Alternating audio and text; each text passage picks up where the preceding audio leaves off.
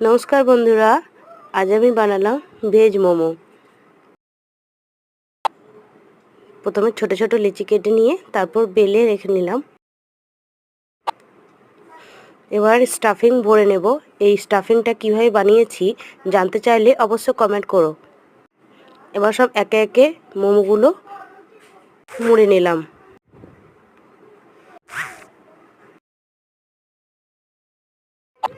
আগে থেকে আমি জল গরম হতে দিয়েছি। এবার মোমো স্ট্যান্ডটা ভালো করে অয়েল দিয়ে ব্রাশ করে নিলাম। এবার মোমোগুলো সব একে একে সাজিয়ে নেব।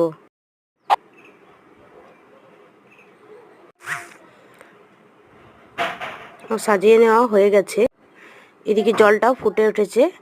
মোমোর উপরে একটু অয়েল ব্রাশ করে নিলাম যাতে গায়ে গায়ে লেগে না যায়। 10 মিনিটের জন্য স্টিম হতে দেব। আমার মোমো রেডি।